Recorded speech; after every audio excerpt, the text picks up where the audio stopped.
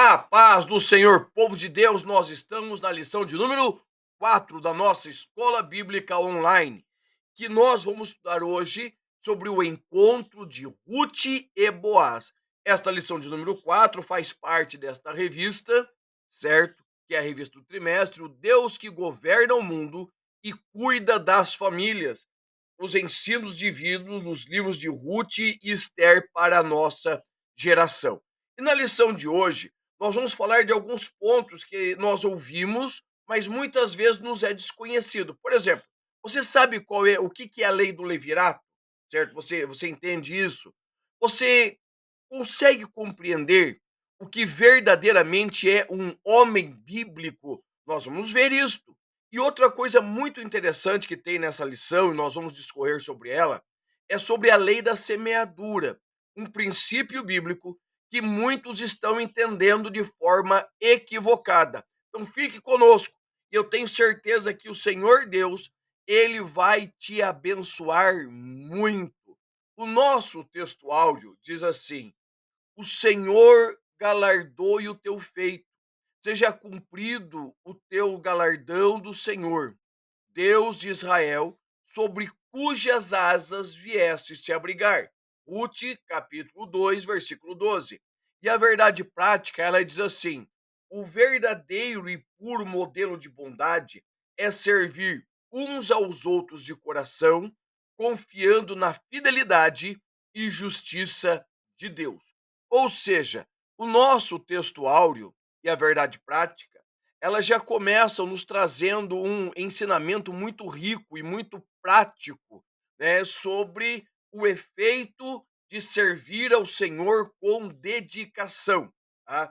O nosso texto áureo, o texto de Ruth 12, é uma bênção de Boaz sobre a vida de Ruth. E a consequência dela vai ser exatamente a bênção do casamento e a posteridade de Ruth, que nós vamos ver daqui para frente.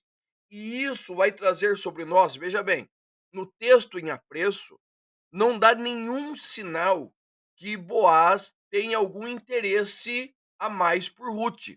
Tá? É o primeiro encontro. Ele conhece as histórias que estão contando em Belém sobre ela, mas esse modelo de bondade de Ruth, aquilo que Ruth fez por Noemi, vai fazer o quê? Vai mover toda uma cidade e chega no coração de Boaz. É muito interessante nós pensarmos nisso. E na lição de número 3, nós falamos muito sobre quem é Ruth, quem foi Ruth e quem foi Noemi. E hoje nós vamos trazer, no primeiro tópico aqui da nossa lição, Boaz, o remidor. Né? Esse é o primeiro tópico. E o primeiro subtópico diz assim: um homem próspero. Tá?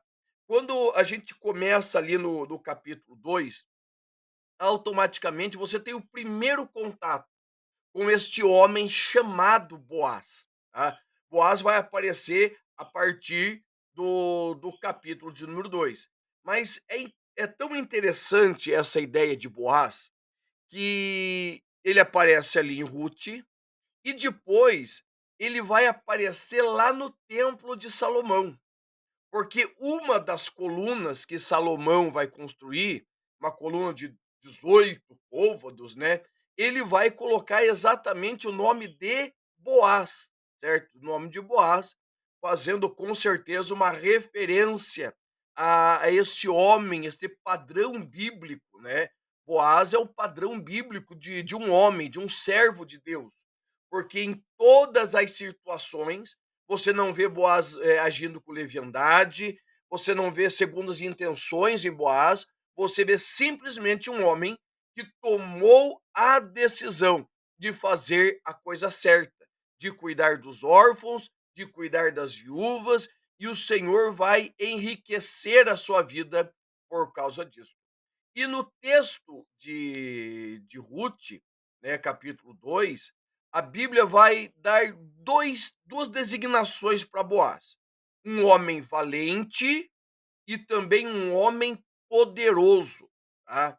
Valente é do hebraico gibor, gibor. e poderoso é carril, certo? Carril.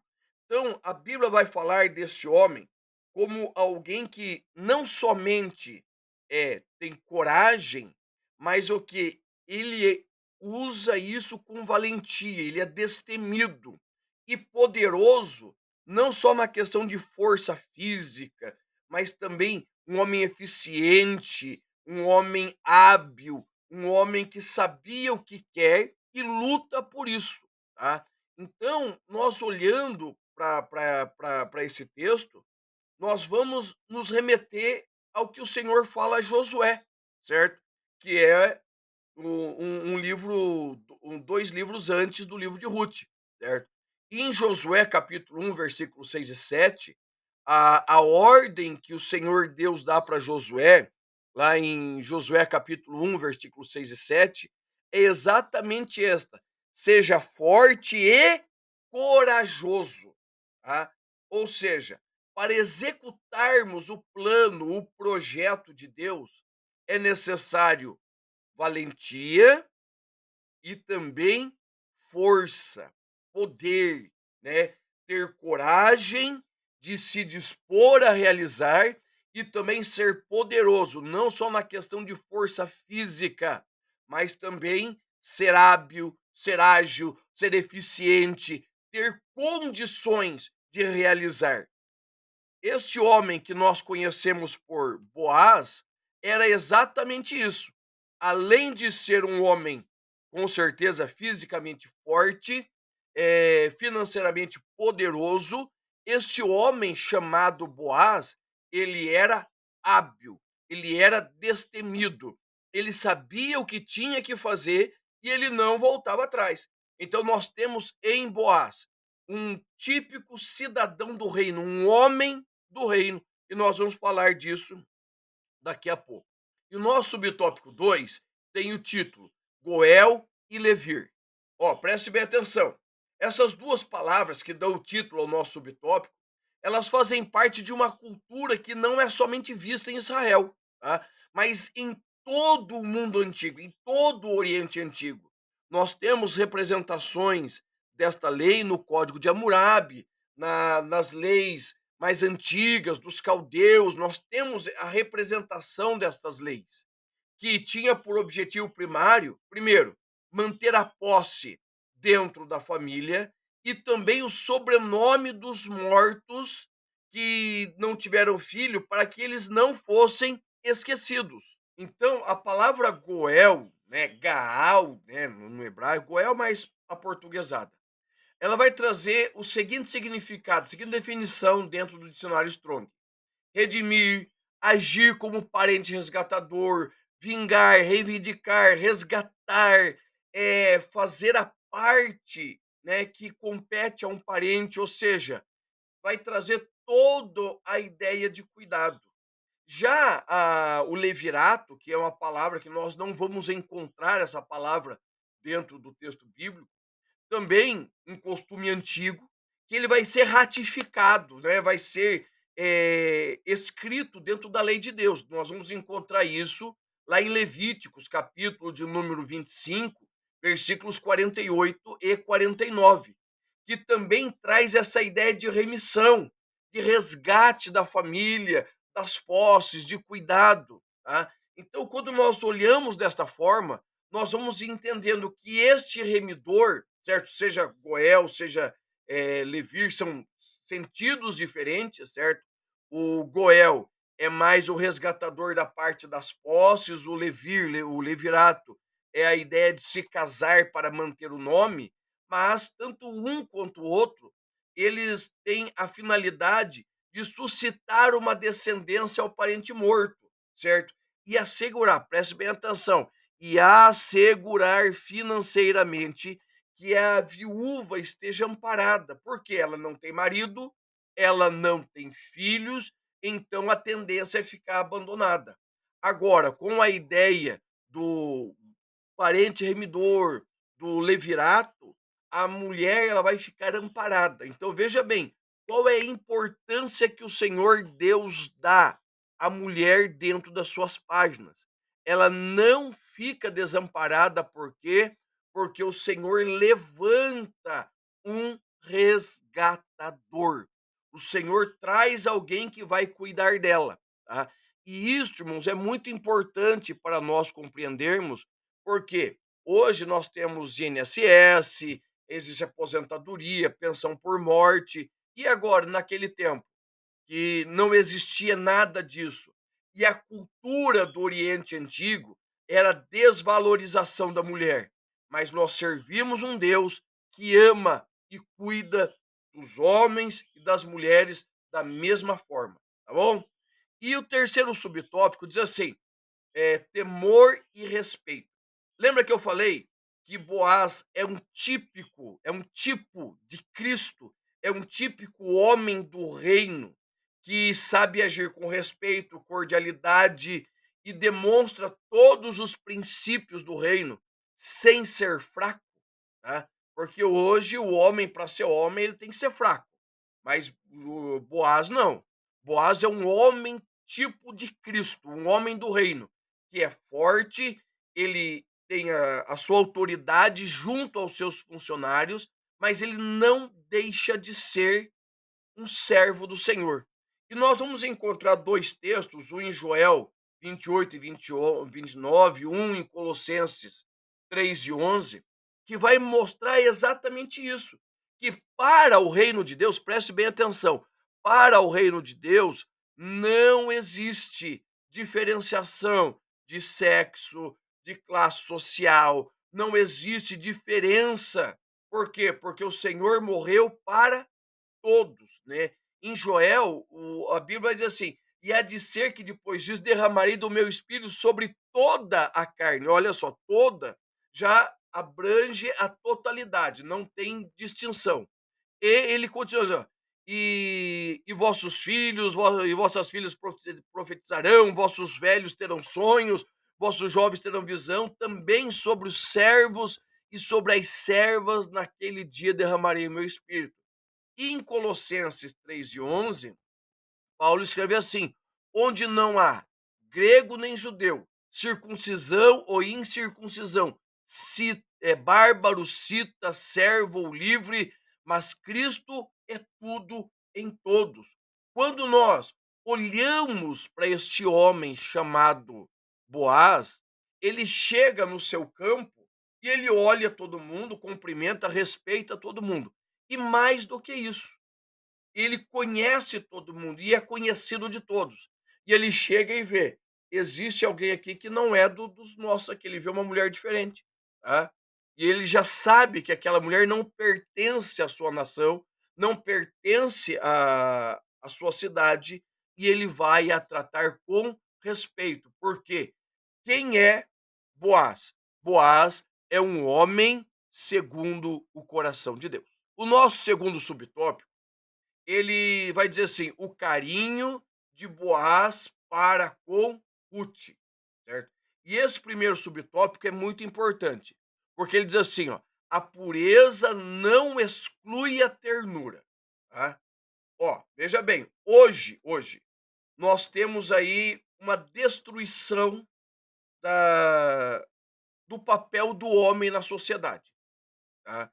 Ou o homem, ele é rude e brutal, violento até, ou ele é totalmente afeminado, tá? Não estou falando de ideologia de gênero, estou falando que o homem não se posiciona, que ele acaba se feminilizando para não ser bruto. Então nós temos dois extremos. Agora Boaz, como um bom padrão que conhece, que um bom padrão de homem, um homem do reino, ele tem como objetivo, certo? Servir ao Senhor em tudo, tá? E como um bom patrão que ele é, ele conhece seus colaboradores, ele conhece a sua cidade, ele conhece os ricos, ele conhece os pobres, ou seja, Boaz é um homem que, mesmo em meio à sua ternura, certo? Ele continua mantendo-se puro, mas também firme, tá? Por quê? Porque ele vai conhecer uma moça que está ali no seu campo. que essa moça está fazendo? Essa moça, ela está colhendo os rabiscos, o restante do trigo que cai, certo? Que é uma ordem bíblica. E quando ele faz isso, certo? Quando ele faz isso, ele olha e surge uma admiração por ela. E nós não estamos falando nem questão estética. Por quê? Porque ele olha para aquela moça e o que ele vê? Uma moça que não é israelita, então, em tese, não conheceria a lei, uma moça que não era da cidade, então ela não tem o respeito, não tem conhecimento, e eu falo isso por propriedade. Quando nós nos mudamos, né, da nossa cidade para que nós estamos agora, eu morava em Itaré, no interior de São Paulo, e eu estou em Castro, no interior do Paraná. Quando nós mudamos para cá, nós não conhecíamos ninguém, certo? Não conhecíamos literalmente ninguém, certo? E o que acontece? Essa transição é difícil. Então Boaz sabia que ela não era da cidade, ela não conhecia ninguém, ela não era da nação, ela não conhecia os costumes, mas mesmo assim, havia uma fama dela estava correndo pela cidade, porque ela estava cuidando da sua sogra que havia perdido tudo, ela abandonou tudo por amor à sua sogra, por amor ao Deus de Israel, e estava vivendo no meio deles. Então surge uma admiração por esta mulher chamada Ruth, certo? É, as decisões dela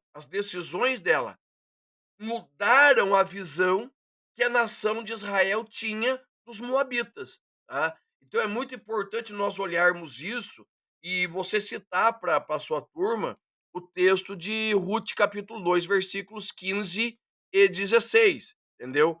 Ruth capítulo 2, versículos 15 e 16 diz assim: "E levantando-se ela para rebuscar, Boaz deu ordem aos seus servos dizendo: até entre as gavelas deixe acolher, e não a censureis.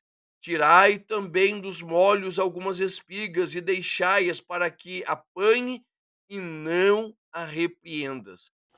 Olha só, o carinho, a ternura, a sensibilidade, a amabilidade e a educação e são marcas de um homem que glorifica a Deus e que é um homem que representa verdadeiramente o reino de Deus, ok?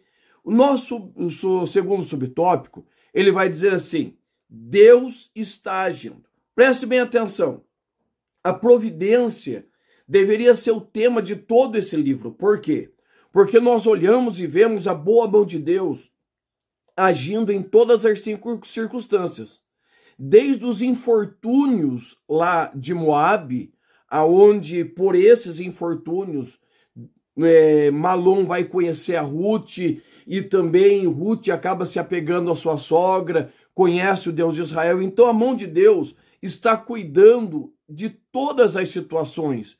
E Ruth fica extremamente surpresa ao receber de Boaz tanta atenção e cuidado. Por quê? Porque ela era estrangeira, ela era pobre, né? Ela não era da nação de Israel, ou seja, ela em tese não conhecia os costumes, ela não era da cidade de Belém, então ela não conhecia as pessoas. Mas o que acontece? A boa mão de Deus, ela acompanha Ruth pelas decisões que ela tem tomado. E eu quero deixar um versículo para você que eu gosto muito dele, que está em Naum, capítulo 1, versículo 3. Diz assim: o Senhor tem os seus caminhos no meio da tormenta e da tempestade. Mesmo em meio a todas as dificuldades e provações, o Senhor continua com as suas mãos estendidas e com a sua graça, que é sobre todos nós. E o nosso terceiro subtópico diz assim: sensível e espiritual. Boaz, como eu já disse, ele representa o homem do reino. E este homem do reino, mesmo ele sendo firme, moralmente, eticamente, ele é um homem sensível, é um homem terno, mas também é espiritual.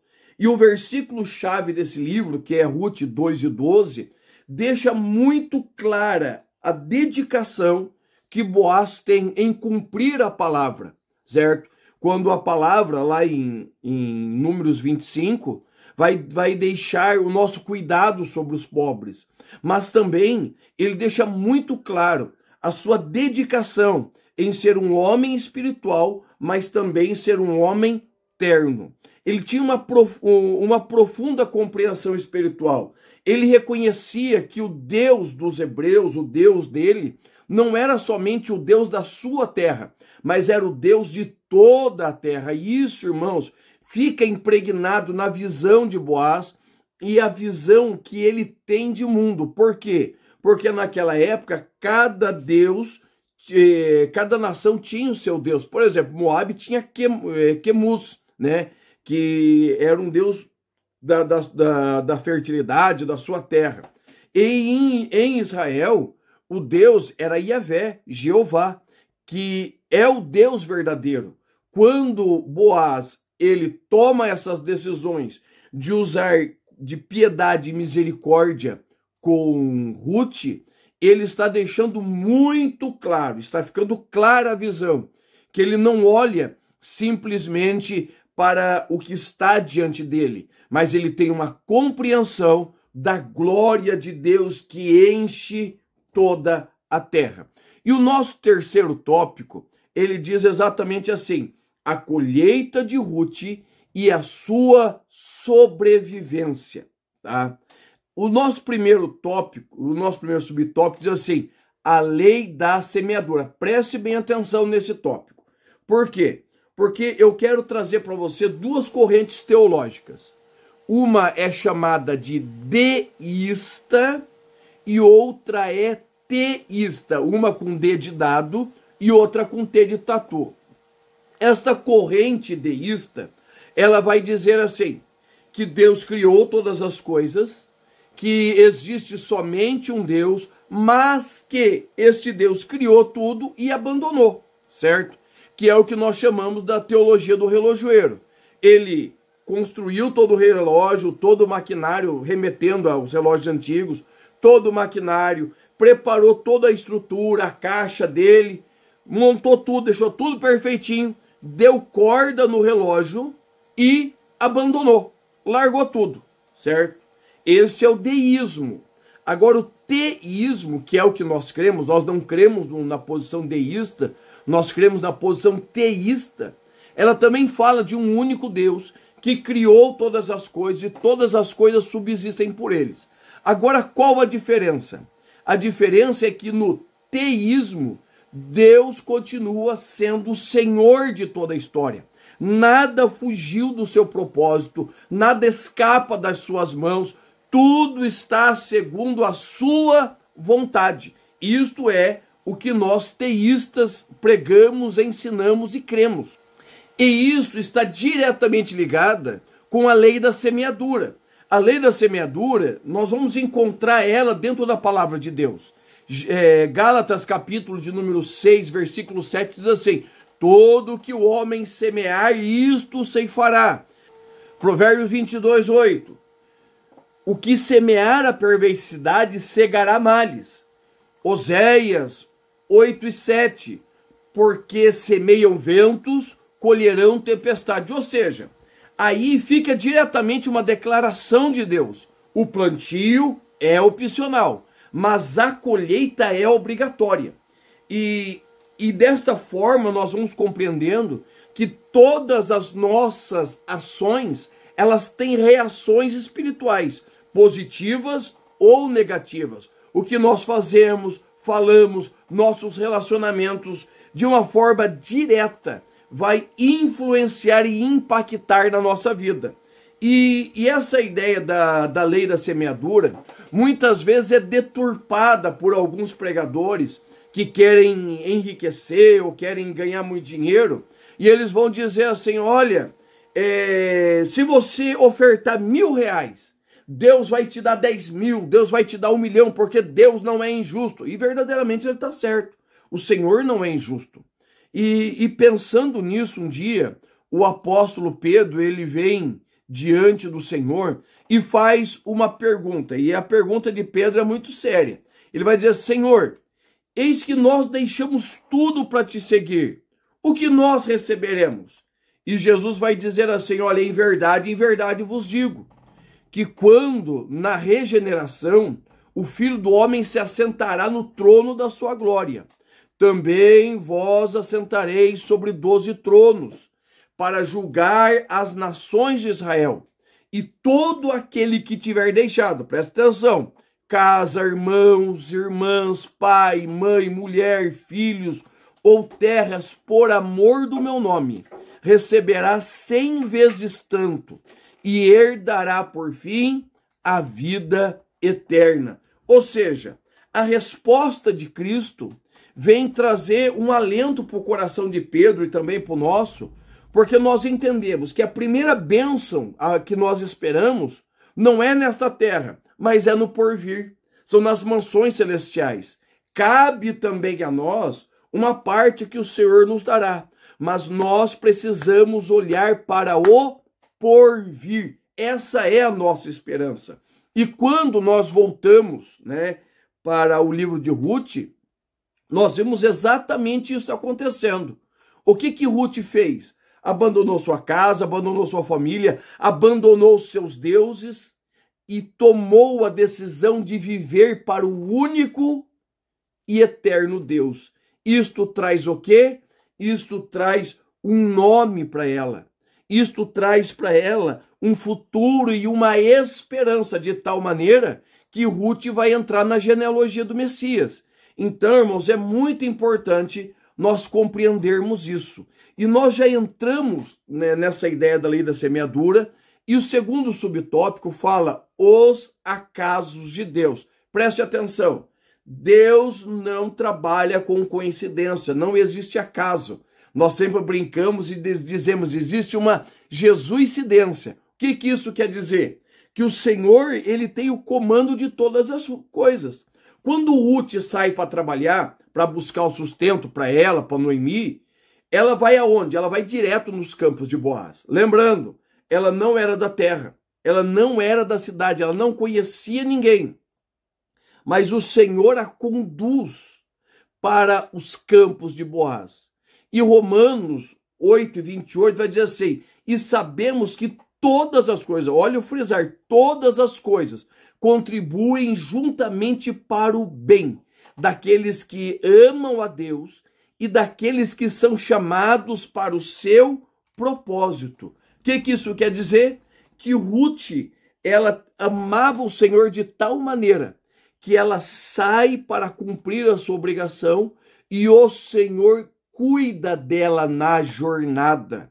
E quando Ruth retorna, ela retorna para trazer não só alimento, mas para trazer esperança para Noemi, porque ela vai contar que ela esteve ali colhendo aonde? Nos campos de Boaz, que seria o seu remidor. E o nosso terceiro subtópico diz assim, o resultado da colheita. Preste atenção. Nós estamos num tempo de engenharia genética, que tudo é apressado, certo? Eu moro no sítio. Um frango caipira, ele leva 6 meses para ficar desse tamanho assim, no ponto de molho, para a gente comer, tá? Um frango de granja leva 28 dias para atingir o mesmo tamanho, ou seja, é 5 vezes mais rápido, tá? E nós vamos imaginando que tudo no mundo é rápido. Mas deixa eu contar uma coisa para você. No reino espiritual, ainda tem a cadência de Deus. O livro de Ruth começa com os desfavores do capítulo 1. E quando nós entramos no capítulo de número 2, nós vamos vendo o quê? O trabalho, nós vamos vendo a dedicação de Ruth, até que o Senhor entra com providência. Quando você começa a ler, dá a impressão que do capítulo 1 para o capítulo 2, é pouco tempo. Do capítulo 2 para o 4, que é o casamento de Ruth, são poucos tempos. Mas nós vamos ver ali anos trabalhando, de dedicação. Entenda bem, nenhum resultado acontece assim. São anos de trabalho, dedicação, de tempo de Deus, de preparação do Senhor. Então, quando nós olhamos para Ruth, quando nós olhamos para Noemi, nós vamos ver assim o tempo de Deus acontecendo. E este tempo é para mim e para você também, certo? E deixa eu te dizer uma coisa. O Senhor garante para mim e para você a colheita. Eu quero deixar 2 textos para você falar com a sua classe, para você meditar.